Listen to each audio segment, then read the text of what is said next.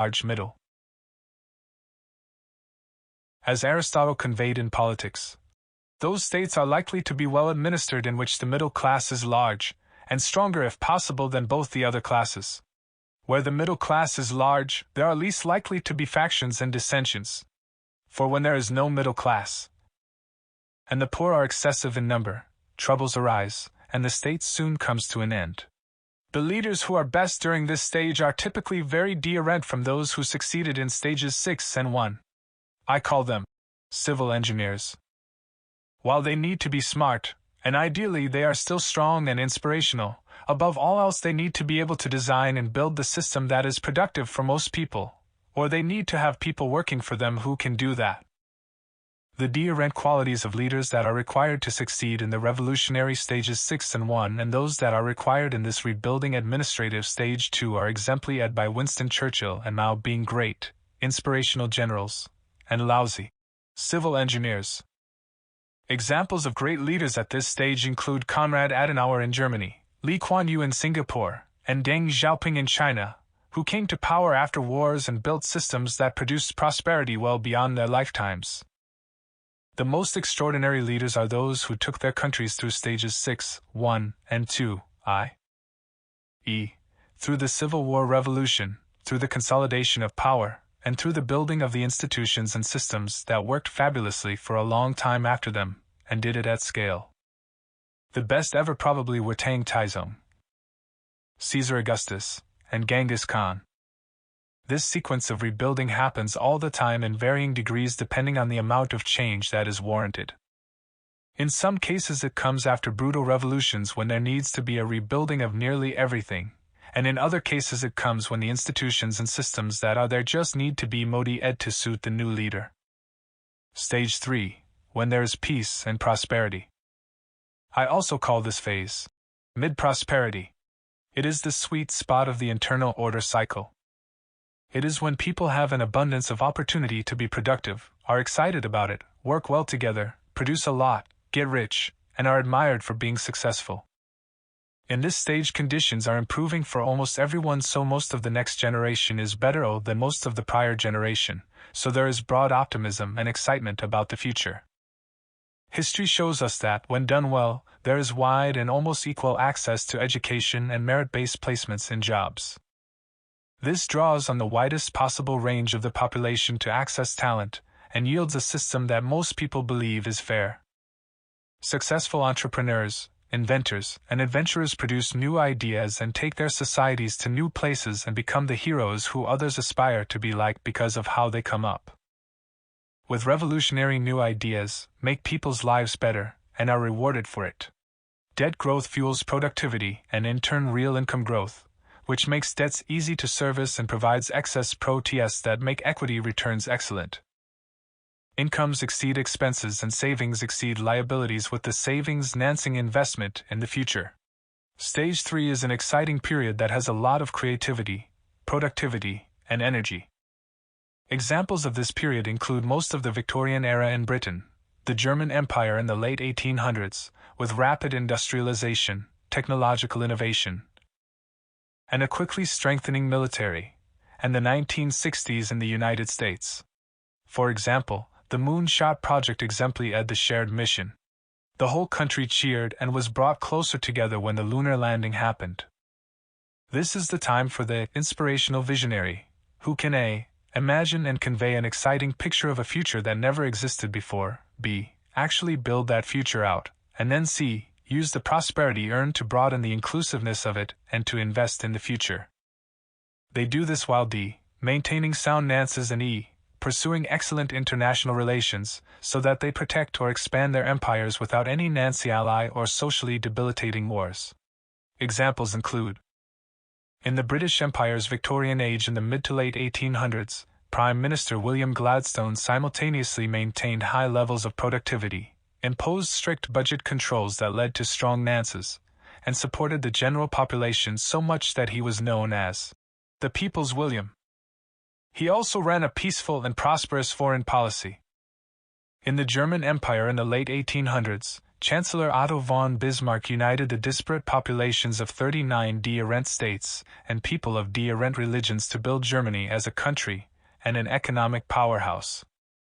Under him, Germany had an economic boom with sound Nances while brilliantly navigating international relations so it benefited internally and avoided debilitating major wars. Prime Minister Lee Kuan Yew successfully took Singapore through these stages by running the country as Prime Minister from 1959 to 1990 and mentoring until his death in 2015.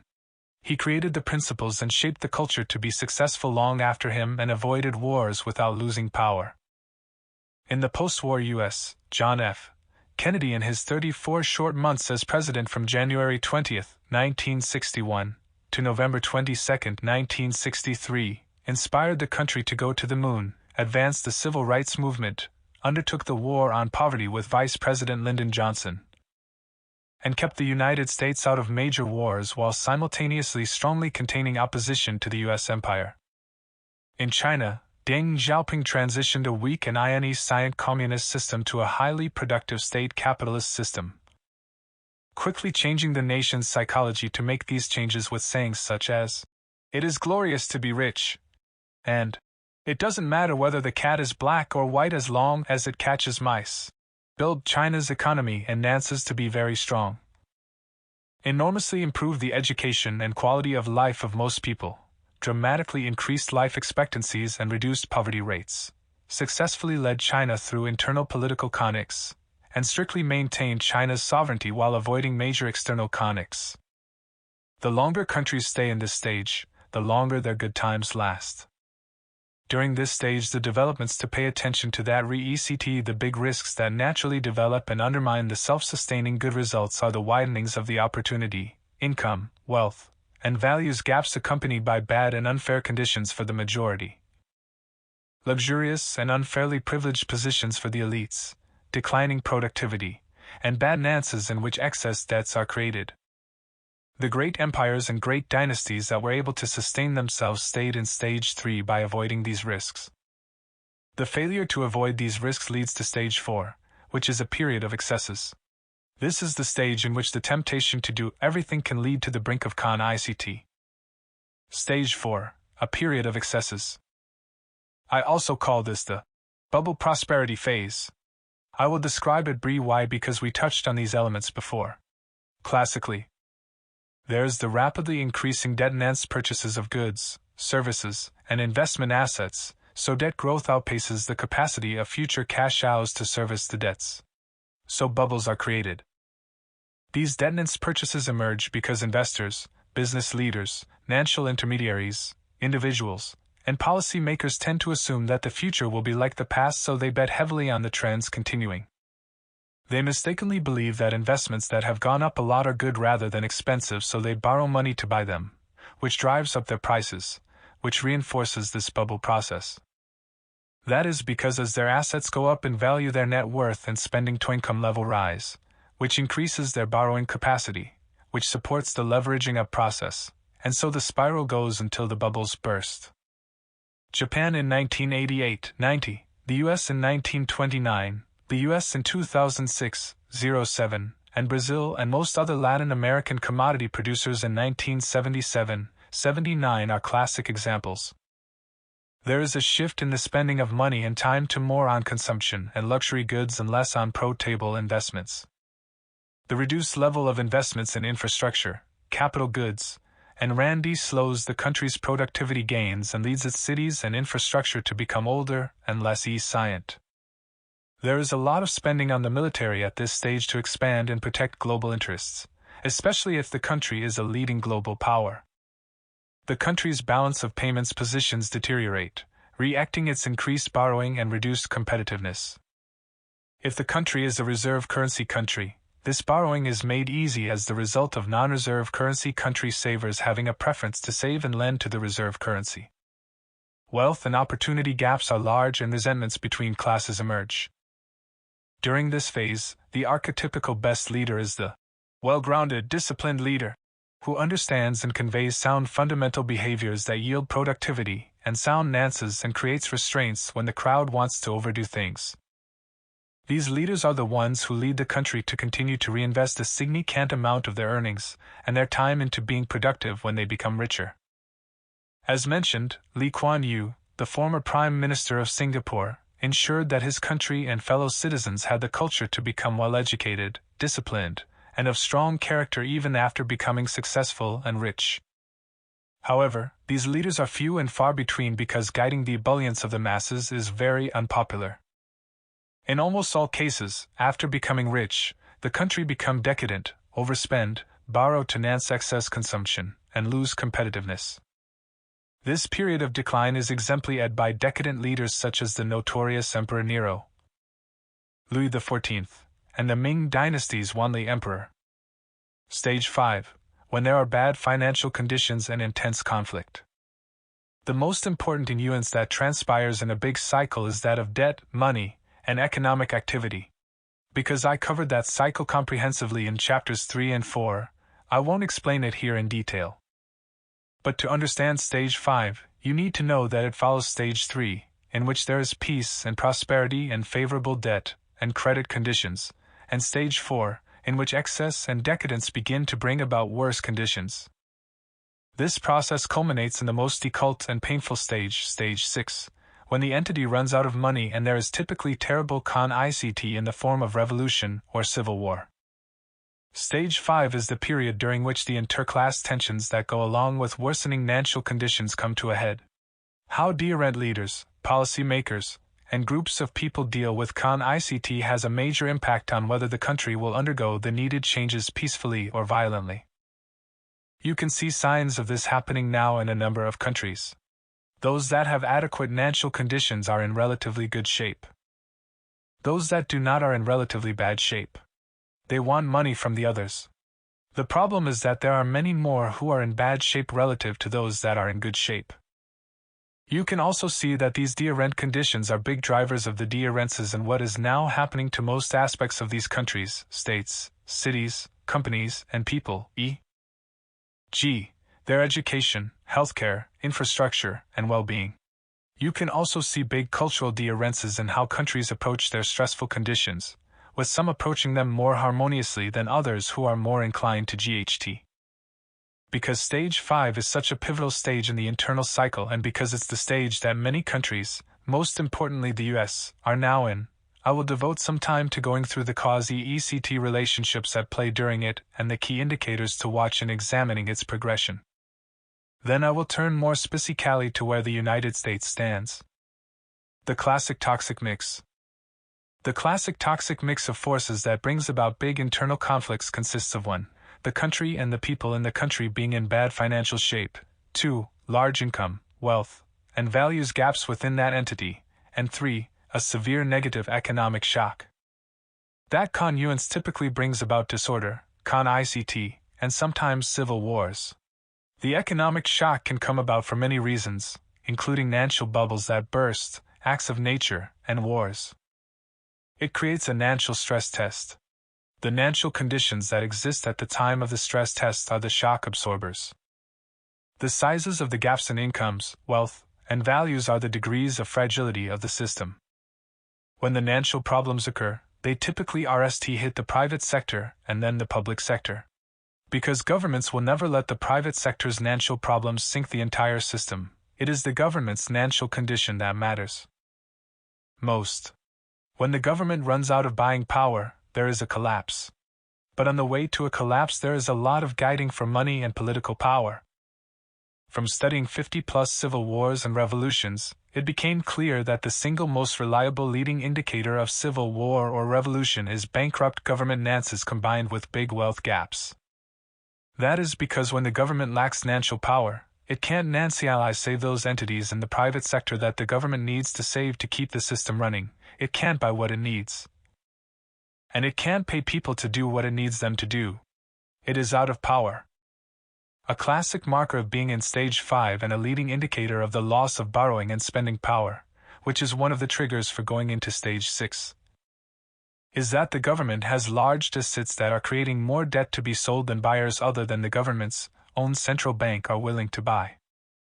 That leading indicator is turned on when governments that can't print money have to raise taxes and cut spending, or when those that can print money print a lot of it and buy a lot of government debt. To be more specific, when the government runs out of money, it has limited options. It can either raise taxes and cut spending a lot or print a lot of money, which depreciates its value. Those governments that have the option to print money always do so because that is the much less painful path, but it leads investors to run out of the money and debt that is being printed. Those governments that can't print money have to raise taxes and cut spending, which drives those with money to run out of the country because paying more taxes and losing services is intolerable. If these entities that can't print money have large wealth gaps among their constituents, these moves typically lead to some form of civil war revolution. At the time of this writing, this late cycle debt dynamic is now playing out in the United States at both the state and federal levels, with the main difference between them being that state governments can't print money to pay their debts while the federal government can. The federal government and many state and city governments have large deficits, large debts, and large wealth gaps, and the central bank has the power to print money. So, at the time of this writing, the central bank is printing a lot of money and buying a lot of federal government debt, which nances the government spending that is much bigger than the federal government's intake.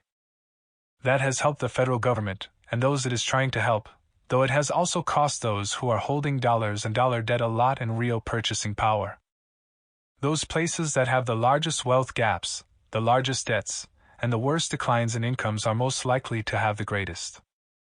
Interestingly, those states and cities in the U.S. that have the highest per capita income and wealth levels tend to be the states and cities that are the most indebted and have the largest wealth gaps, e.g., cities like San Francisco, Chicago, and New York City, and states like Connecticut, Illinois, Massachusetts, New York, and New Jersey. Facing these conditions, expenditures have to be cut or more money has to be raised in some way. The next question becomes who will pay to X them, the haves or the have-nots. Obviously, it can't be the have-nots. Expenditure cuts are most intolerable for those who are poorest, so there needs to be more taxation of people who can afford to pay more, and there is a heightened risk of some form of civil war or revolution. But when the haves realize that they will be taxed to pay for debt service and to reduce the deficits, they typically leave, causing the hollowing out process. This is currently motivating movements from some states to others in the U.S. If bad economic conditions occur, that hastens the process. These circumstances largely drive the tax cycle. History shows that raising taxes and cutting spending when there are large wealth gaps and bad economic conditions, more than anything else, has been a leading indicator of civil wars or revolutions of some type. To be clear, they don't have to be violent, though they can be. I see these cycles transpiring in my personal interactions. For example, I live in the state of Connecticut, which has the highest per capita income in the country, the largest wealth gap and income gap in the country, and one of the largest per capita debt and unfunded pension obligations in the country. I see how the haves and the have-nots are focused on their own lives and spend little time worrying about the other because they don't have much contact. I have windows into what the lives of both the haves and the have-nots are like because I have contact with the people in our community of haves and because the work my wife does to help disengaged and disconnected high school students in disadvantaged communities brings her into contact with people who live in the communities of the have-nots. I see how terrible the conditions are in those have-not communities and how the haves don't feel rich. I see how they are all focused on their own struggles, with the haves struggling with work-life balance, making sure their kids are well educated, etc. And the have-nots struggling with needing income, food security, avoiding violence, trying to get their kids a quality education, etc. I see how both groups are more likely to have critical, stereotypical impressions of each other that make them more inclined to dislike each other than to view themselves empathetically as members of one community in which they should help each other. I see how difficult it can be to help each other because of these stereotypes and because the haves don't feel that they have more than enough or that the have-nots deserve their financial support. And I feel what the future might hold because of the existing circumstances and how they are likely to worsen. I have seen close up how COVID-induced health and budget shocks have brought to the surface the terrible conditions of the have-nots and are worsening the financial gaps that could bring about the classic toxic mix dynamic. Averages don't matter as much as the number of people who are suffering, and they're those who favor policies that are good for the whole. E.g., free trade, globalization, advances in technology that replace people, without thinking about what happens if the whole is not divided in a way that benefits most people are missing the fact that the whole is at risk. Peace and prosperity. A society must have productivity that benefits most people. Do you think we have this today? What does history show as the path that bankrupt governments can follow to raise productivity that benefits most people? It shows that restructuring and/or devaluing enough of the previously created debt and non-debt obligations helps a lot. That is classic in stages 5 and 6. Once the restructuring or devaluation reduces the debt burdens, which is typically painful at the time, the reduced debt burdens allow for a rebuilding. An essential ingredient for success is that the debt and money that are created are used to produce productivity gains and favorable returns on investment, rather than just being given away without yielding productivity and income gains. If it is given away without yielding these gains, the money will be devalued to the point that it won't leave the government or anyone else with much. History shows that lending and spending on items that produce broad-based productivity gains and returns on investment that exceed the borrowing costs result in living standards rising with debts being paid off, so these are good policies. If the amount of money being lent to finance the debt is inadequate, it is perfectly any for the central bank to print the money and be the lender of last resort as long as the money is invested to have a return that is large enough to service the debt. History shows and logic dictates that investing well in education at all levels, infrastructure, and research that yields productive discoveries works very well. For example, big education and infrastructure programs have paid nearly all the time, though they have long lead times. In fact, improvements in education and infrastructure, even those financed by debt, were essential ingredients behind the rises of virtually all empires, and declines in the quality of these investments were almost always ingredients behind empires' declines. If done well, these interventions can more than counterbalance the classic toxic mix. The classic toxic mix is usually accompanied by other problems. The more of the following conditions that are in place, the higher the probability of having a severe conflict like a civil war or revolution. Plus decadence. While early in the cycle there is typically more spending of time and money on productive things, later in the cycle time and money go more toward indulgent things. This begins in stage 4 when such spending is fashionable, but by stage 5 it begins to appear grotesque. Often that decadent spending is debt-enhanced, which worsens the financial conditions. The change in psychology that typically goes along with these changes is understandable. The haves feel that they have earned their money so they can spend it on luxuries if they like, while the have-nots view such spending at the same time they are erring as unfair and sell sh. Besides increasing resentments, decadent spending reduces productivity. What a society spends money on matters. When it spends investment items that yield productivity and income gains, it makes for a better future than when it spends on consumption items that don't raise productivity and income. Plus bureaucracy. While early in the internal order cycle bureaucracy is low, it is high late in the cycle, which makes sensible and needed decision-making more difficult. That is because things tend to get more complex as they develop until they reach the point where even obviously good things can't be done, necessitating revolutionary changes. In a legal and contract-based system, this can become a problem because the law can stand in the way of doing obviously good things. I will give you an example that I'm close to because my wife and I care about it. Because the U.S. Constitution doesn't make education a federal government responsibility, it has predominantly been a state and local responsibility with school funding coming from revenue raised by local taxes in cities and towns. Though it varies from state to state, typically those children in richer towns and richer states receive a much better education than those in poorer towns and poorer states. This is obviously unfair and unproductive even though most people agree that children should have equal opportunities in education. But because this structure is so ingrained in our political system, it is nearly impossible to act without a revolutionary reinvention of how we approach it.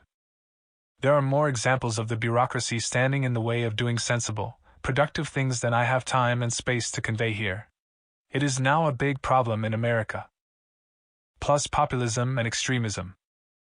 Out of disorder and discontent come leaders who have strong personalities, are anti-elitist, and claim to GHT for the common man. They are called populists. Populism is a political and social phenomenon that appeals to ordinary people who feel that their concerns are not being addressed by the elites. It typically develops when there are wealth and opportunity gaps, perceived cultural threats from those with different values both inside and outside the country, and establishment elites, in positions of power who are not working actively for most people. Populists come into power when these conditions create anger among ordinary people who want those with political power to be guiders for them. Populists can be of the right or of the left, are much more extreme than moderates, and tend to appeal to the emotions of ordinary people. They are typically confrontational rather than collaborative and exclusive rather than inclusive. This leads to a lot of guiding between populists of the left and populists of the right over irreconcilable differences. The extremity of the revolution that occurs under them varies. For example, in the 1930s, populism of the left took the form of communism and that of the right took the form of fascism, while nonviolent revolutionary changes took place in the US and the UK. More recently, in the United States, the election of Donald Trump in 2016 was a move to populism of the right, while the popularity of Bernie Sanders, Elizabeth Warren, and Alexandria Ocasio-Cortez re-axed the popularity of populism of the left. There are increased political movements toward populism in a number of countries. It could be said that the election of Joe Biden re-axed the desire for less extremism and more moderation, though time will tell. Watch populism and polarization as markers. The more that populism and polarization exist, the further along a nation is in stage 5, and the closer it is to civil war and revolution. In stage 5, moderates become the minority. In stage 6, they cease to exist. Plus class warfare. In stage 5, class warfare intensifies. That is because, as a rule, during times of increased hardship and conflict there is an increased inclination to look at people in stereotypical ways as members of one or more classes and to look at these classes as either being enemies or allies. In stage 5, this begins to become much more apparent. In stage 6, it becomes dangerous.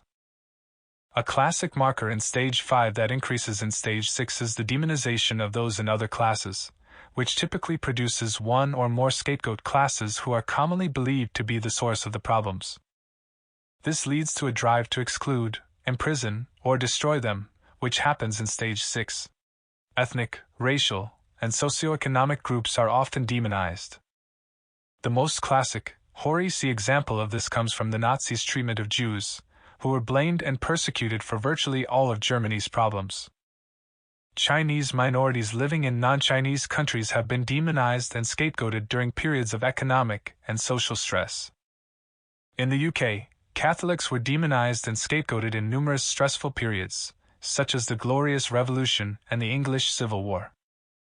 Rich capitalists are commonly demonized, especially those who are viewed to be making their money at the expense of the poor. Demonizing and scapegoating are a classic symptom and problem that we must keep an eye on.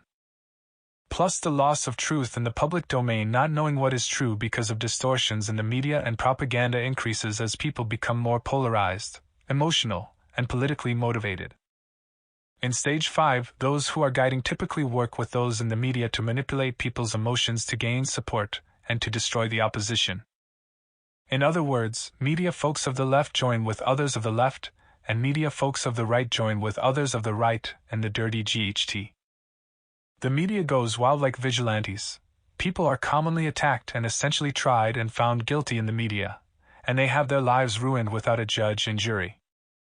A common move among 1930s populists of the left and of the right was to take control of the media and establish ministers of propaganda to guide them. The media they produced was explicitly aimed at turning the population against the groups that the governments considered enemies of the state. The government of the democratically run United Kingdom created a Ministry of Information during World War I and World War II to spread government propaganda. And leading newspaper publishers were elevated by the government if they did what the government wanted them to do to win the propaganda war, or were vilified and so aired if they didn't cooperate. Revolutionaries did the same distorting of the truth in all sorts of publications. During the French Revolution, newspapers run by revolutionaries pushed anti-monarchist and anti-religious sentiment, but when those revolutionaries attained power, they shut down dissenting newspapers during the Reign of Terror. During times of great wealth gaps and populist thinking, stories that bring down elites are popular and lucrative, especially those that bring down left-leaning elites and right-leaning media outlets, and those that bring down right-leaning elites and left-leaning media outlets. History shows that significant increases in these activities are a problem that is typical of Stage 5, and that when combined with the ability to ICT other punishments, the media becomes a powerful weapon. It is well recognized this is happening at the time of this writing. The perceived truth in media, both traditional and social, is lower than at any other time in our lifetimes. For example, a 2019 Gallup poll found that only 13% of Americans surveyed have a great deal of trust in the media, and only 41% of those surveyed have either a fair or a great deal of trust in the media. That compares with 72% who trusted the media in 1976. This is not just a fringe media problem, it is a mainstream media problem and a problem for our whole society. The dramatically decreased trustworthiness has even plagued former icons of journalistic trust such as the Wall Street Journal and the New York Times, which have seen their trust ratings plunge. In addition to being politically motivated, sensationalistic stories have become commercially rewarding at a time when the media business is in financial trouble. Most of the media folks I speak with share my concerns, though they typically won't share them openly. Still, in reacting on the problem, Martin Barron, then executive editor of the Washington Post, said, "If you have a society where people can't agree on the basic facts, how do you have a functioning democracy?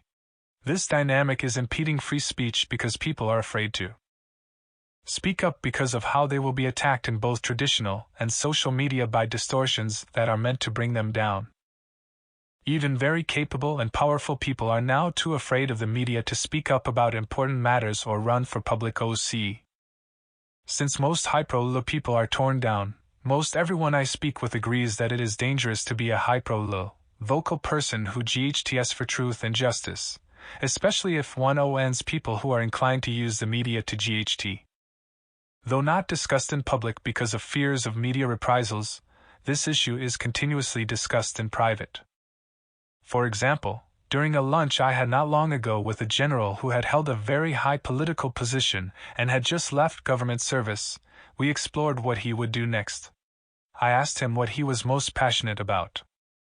He said, "Of course, helping my country." I asked him whether he would consider running for elected OC, and he explained that while he was willing to die for his country, he couldn't bring himself to run for public OC because of how enemies would use the media and social media to make up lies to harm him and his family.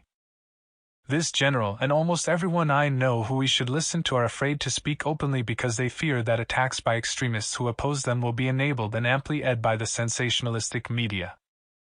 Many of my friends tell me that I'm crazy to speak so openly about controversial things such as those covered in this book because it is inevitable that some people or groups will try to take me down via the media. I think they are probably right, but I won't let the risks dissuade me. Plus, rule following fades and raw fighting begins. When the causes that people are passionately behind are more them than the system for making decisions, the system is in jeopardy. Rules and laws work only when they are crystal clear, and most people value working within them enough that they are willing to compromise in order to make them work well. If both of these are less than excellent, the legal system is in jeopardy. If the competing parties are unwilling to try to be reasonable with each other, and to make decisions civilly in pursuit of the well-being of the whole, which will require them to give up things that they want and might win in a GHT, there will be a sort of civil war that will test the relative powers of the relevant parties. In this stage, winning at all costs is the game and playing dirty is the norm. Late in Stage 5 is when reason is abandoned in favor of passion. Winning becomes the only thing that matters. Unethical fighting becomes progressively more forceful, reinforcing ways. When everyone has causes that they are fighting for and no one can agree on anything, the system is on the brink of civil war revolution. This typically happens in a couple of ways. Late in Stage 5 it is common for the legal and police systems to be used as political weapons by those who can control them. Also, private police systems form e.g. thugs who beat people up and take their assets, and bodyguards to protect people from these things happening to them. For instance, the Nazi Party formed a paramilitary wing before it came to power that then became an official force when the Nazis were in power. The short-lived British Union of Fascists in the 1930s and the Ku Klux Klan in the US were actively paramilitary groups as well. Such cases are quite normal, so view their development as a marker of moving to the next stage. Late in Stage 5 there are increasing numbers of protests that become increasingly violent. Because there is not always a clear line between a healthy protest and the beginnings of a revolution, leaders in power often struggle over how to allow protests without giving the perceived freedom to revolt against the system. Leaders must manage these situations well. A classic dilemma arises when demonstrations start to cross over into revolution. Both giving the freedom to protest and suppressing protests are risky paths for leaders, as either path could lead the revolution to get strong enough to topple the system. No system allows people to bring down the system. In most, an attempt to do so is treason, typically punishable by death. Nonetheless, it is the job of revolutionaries to bring down systems, so governments and revolutionaries test each other to see what the limits are. When broad-based discontent bubbles up and those in power allow it to grow, it can boil over to the point that when they try to put a lid on it, it explodes. The conflicts in the late part of Stage 5 typically build up to a crescendo that triggers the violent guiding that signifies the transition into what historians stamp as official Civil War periods, which I am identifying as Stage 6 in the big cycle. Dying in the fighting is the marker that almost certainly signifies the progression to the next and more violent Civil War stage, which will continue until the winners and losers are clearly determined. That brings me to my next principle. When in doubt, get out. If you don't want to be in a civil war or a war, you should get out while the getting this is typically late in Stage 5. History has shown that when things get bad, the doors typically close for people who want to leave. The same is true for investments and money as countries introduce capital controls and other measures during such times.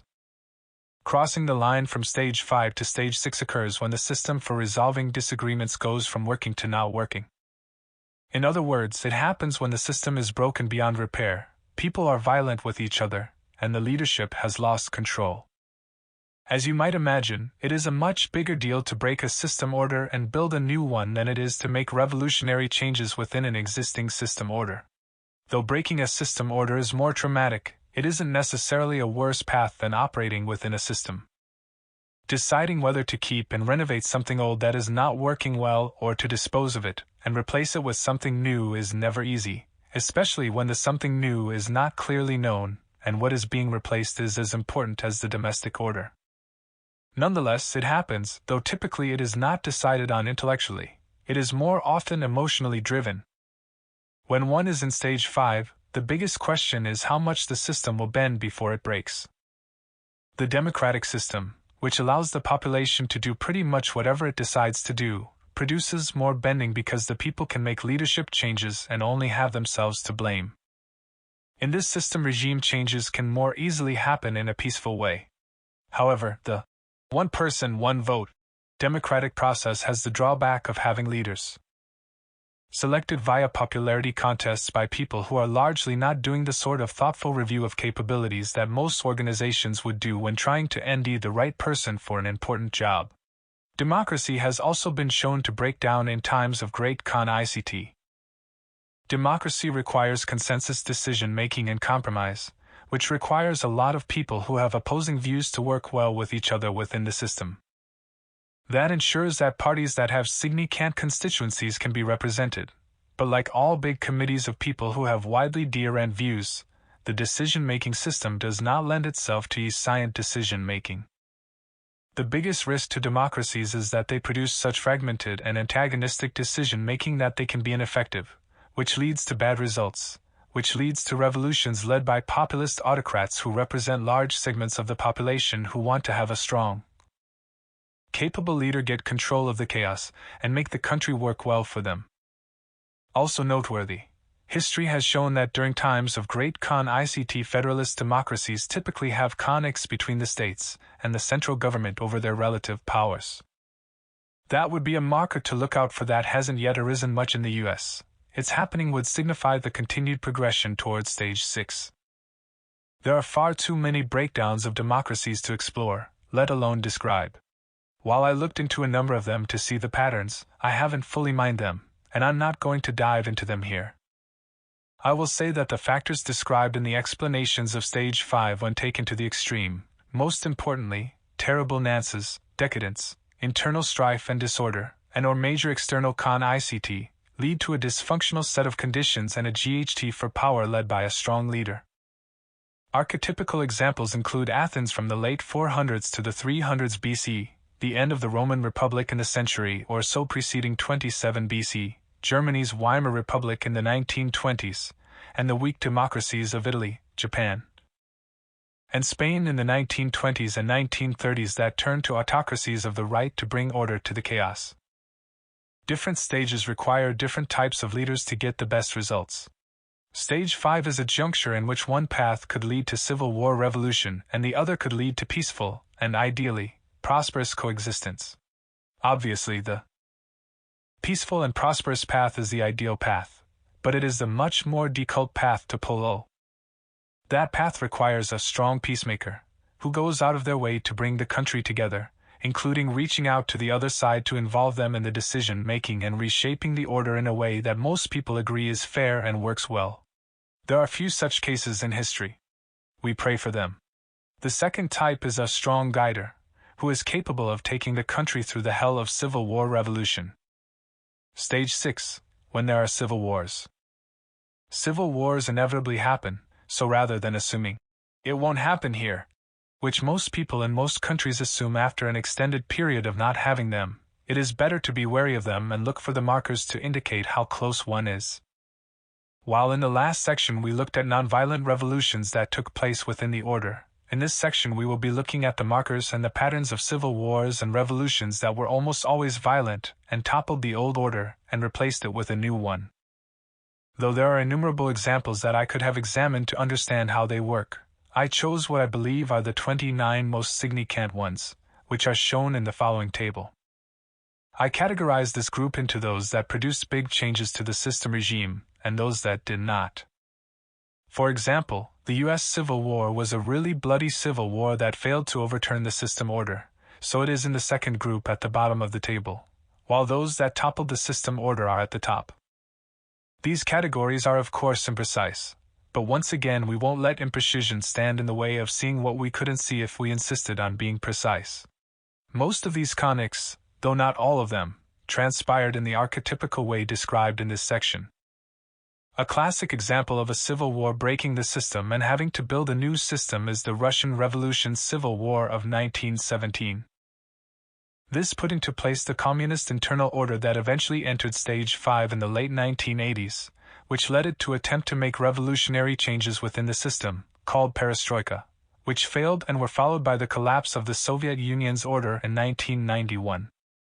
The communist domestic order lasted 74 years.